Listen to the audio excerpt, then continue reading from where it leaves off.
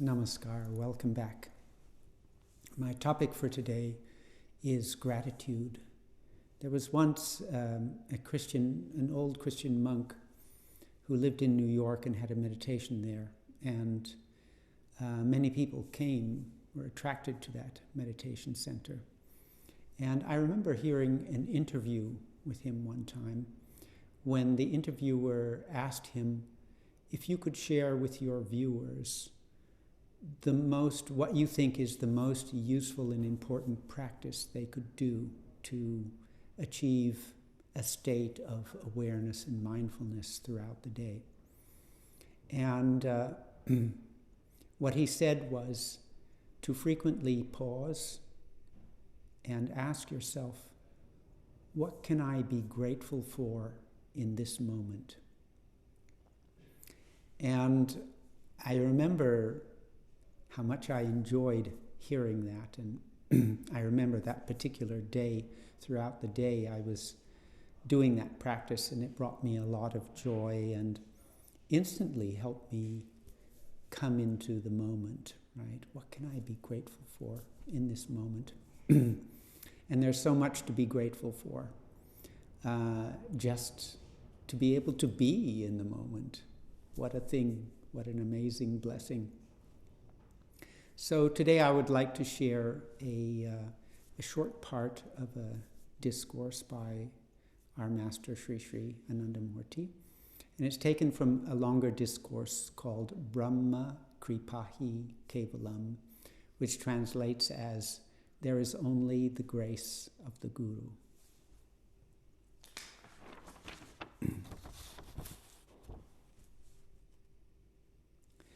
It is appropriate for human beings to always be grateful to the Supreme Consciousness, since by His grace, He has given them everything they need to do spiritual practice. He constantly showers His grace without holding back, even on those persons who make no effort for salvation and who gradually degrade themselves.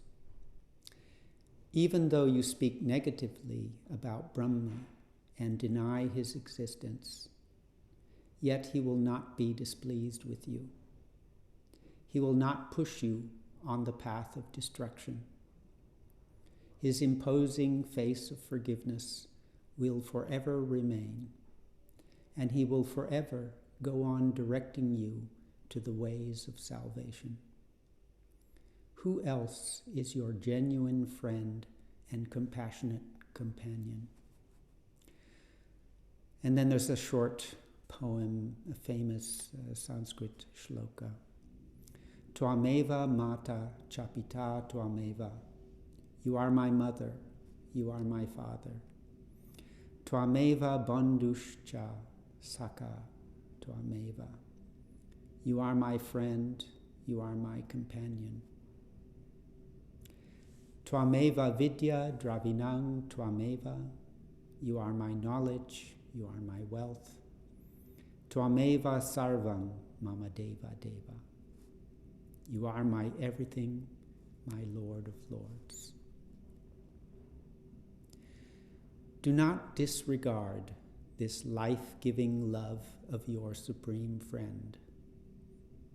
Do not allow any of His gifts to go unused. Follow His words with a steady mind. Do not forget how much He has done for you, how much He is doing, and how much ready He is to do anything for you. So it's a beautiful little passage, and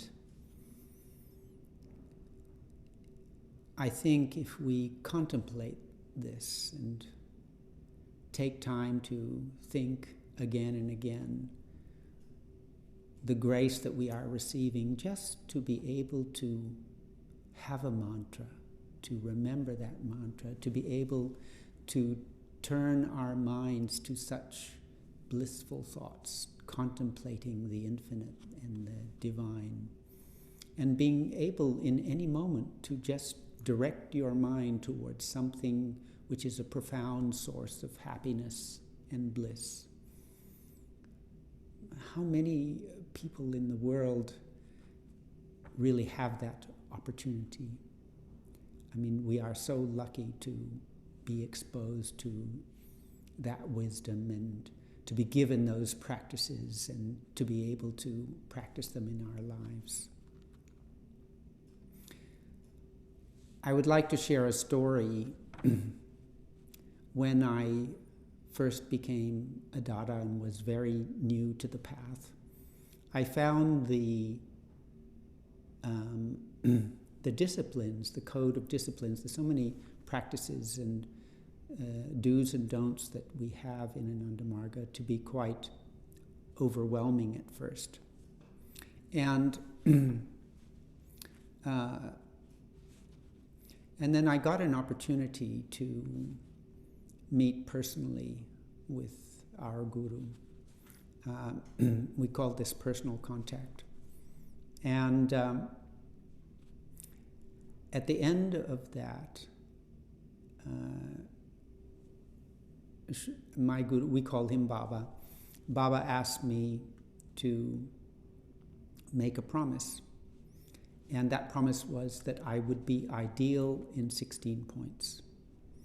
And when he asked me that, I felt resistance.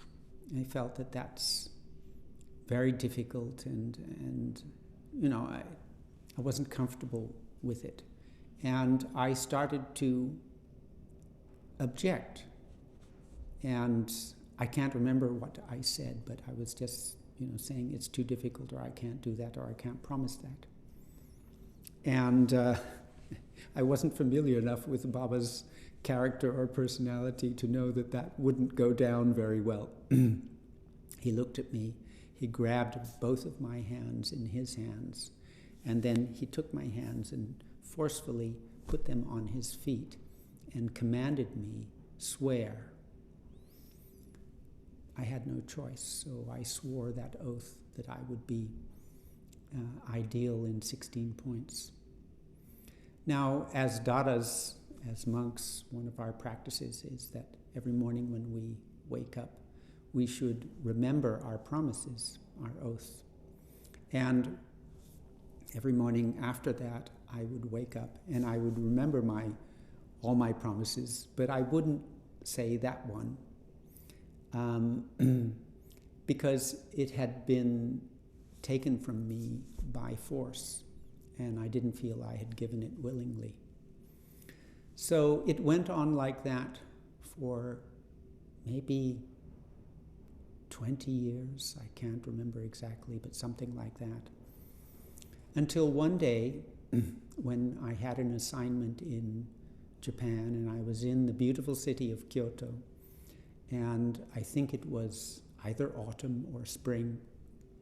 And I had a favorite path that I used to walk along by a canal that carried fresh water to the city from a nearby lake. And it was a very old canal from the early days of the city.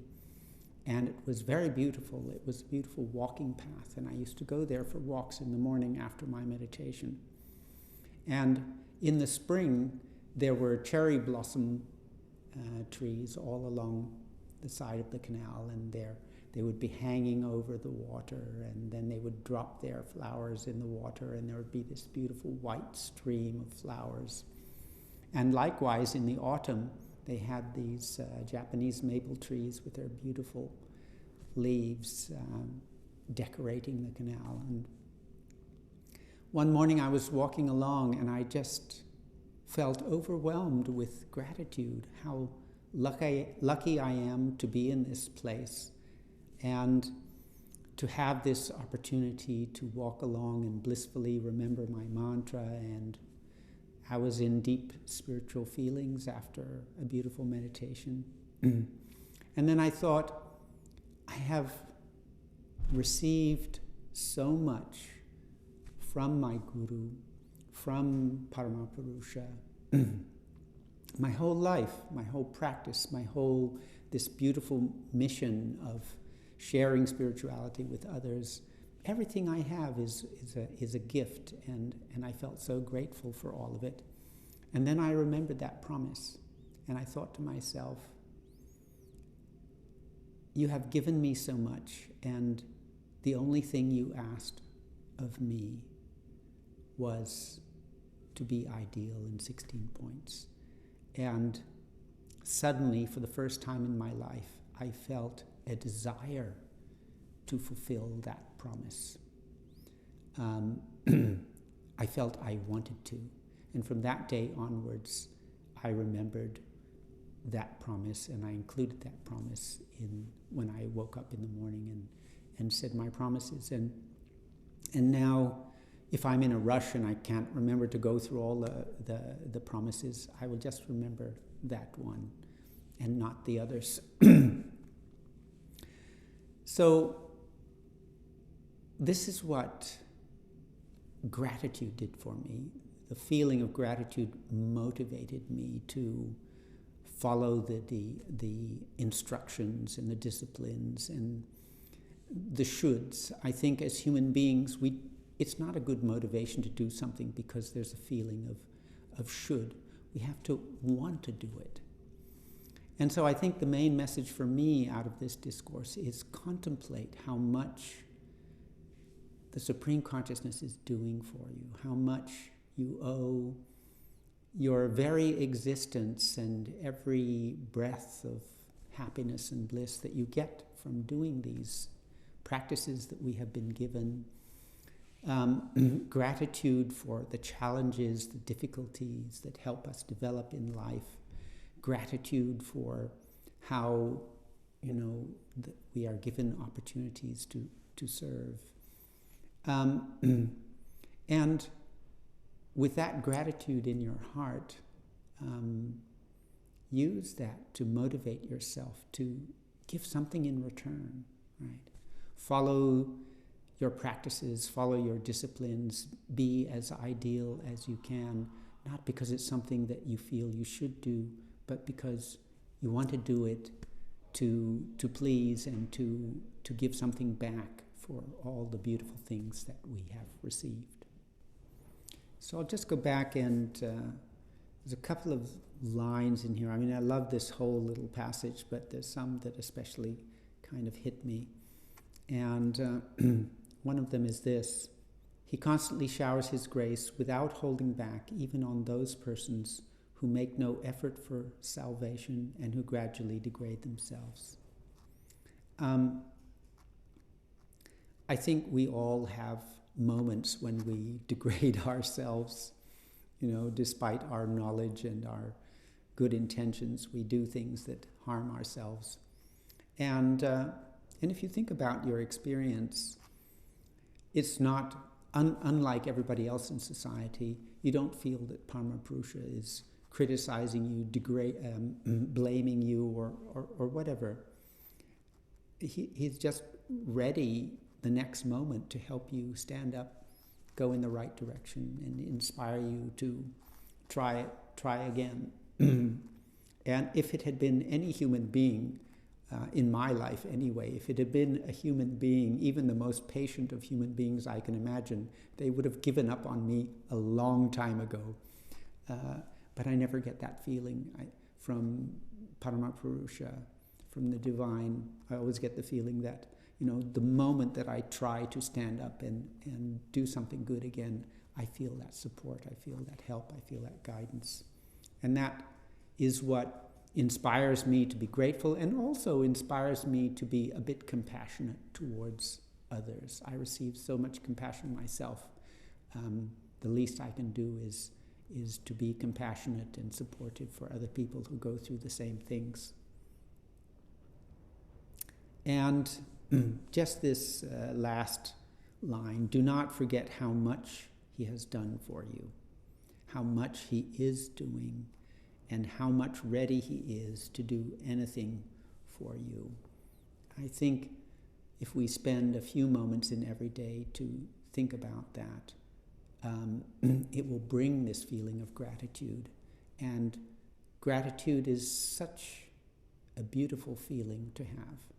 I mean, even our sufferings and our difficulties are something to be grateful for, because without them we couldn't grow, we couldn't become great. Yeah. So those are the two particular lines that I really like. So that's what I wanted to share today. I hope you found that useful, and I wish you a wonderful day. Namaskar.